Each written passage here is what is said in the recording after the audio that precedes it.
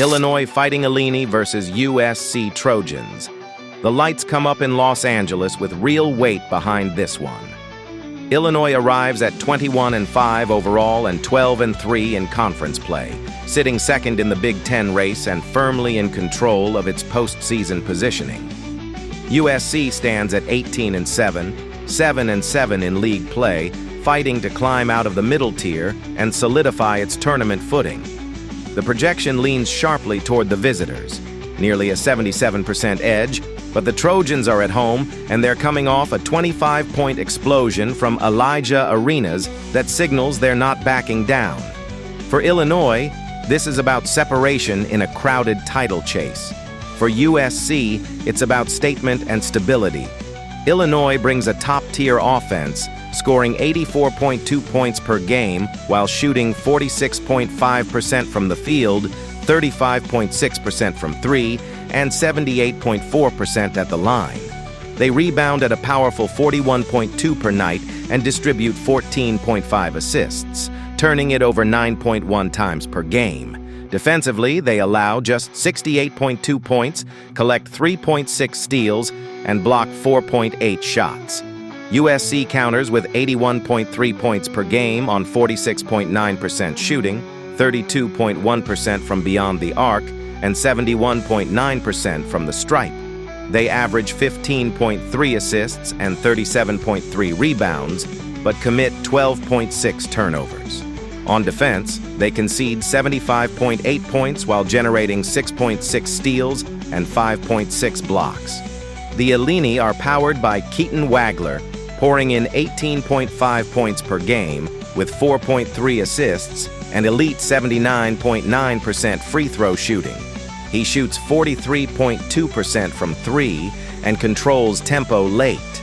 David Mirkovic anchors the glass with 8.0 rebounds per game, while Zvonimir Ivasic protects the rim at 2.2 blocks per contest. Illinois plays with balance, spacing, strong defensive rebounding, and disciplined half-court execution. USC leans on Chad Baker-Mazara, averaging 18.3 points, 3.0 assists, and 4.2 rebounds, while shooting 43.7% from the field and a blistering 90.5% at the line. Jacob Kofi adds 7.2 rebounds and 1.6 blocks, and Ezra Ausar brings athleticism and two-way impact with 15.7 points and 6.0 boards. The Trojans are longer, more aggressive defensively, and more prone to turnovers, but they can erupt in transition.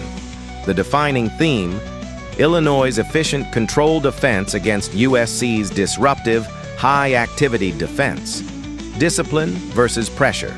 Illinois enters 3-2 in its last 5, wins over Indiana 71-51, Northwestern 84-44, and Nebraska 78-69, but tight losses to Wisconsin 92-90 overtime and Michigan State 85-82 overtime.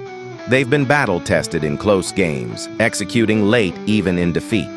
USC is also 2-3 in its last 5. They beat Penn State 77-75 and Rutgers 78-75, but fell to Ohio State 89-82, Iowa 73-72, and Indiana 81-75.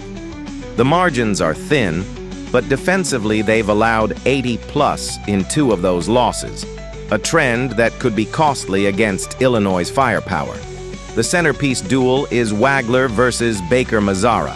Wagler's 18.5 points, 4.3 assists, and 43% three-point accuracy speak to precision and poise. Baker-Mazara's 18.3 points and 90.5% from the line reflect aggression and downhill scoring. One dictates pace with balance, the other attacks gaps and forces whistles. If USC speeds the game up, Baker-Mazara thrives. If Illinois keeps it methodical, Wagler controls the night. Tactically, Illinois holds the edge in rebounding and turnover discipline. Their +4 rebounding margin and low turnover rate directly challenge USC's pressure-based defense. USC must win the turnover battle and generate transition points.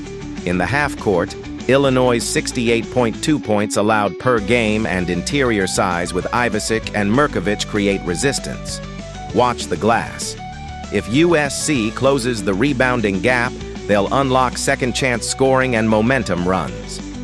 Watch free throws late. Illinois is a 78% team, USC just under 72%. In a tight fourth-quarter scenario, that gap looms large.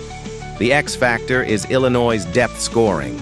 Boswell and Stojakovic combine for over 27 points per game, stretching the floor and preventing defensive overcommitment on Wagler. For USC, it's whether Alsar and Kofi can dominate physically inside without foul trouble. In the end, Illinois' efficiency and composure travel. Their rebounding control and superior free throw shooting should steady them in a competitive but controlled contest. After analyzing both teams, my first pick for this match is Illinois winner. The Illini's balance, discipline, and late-game execution create just enough separation.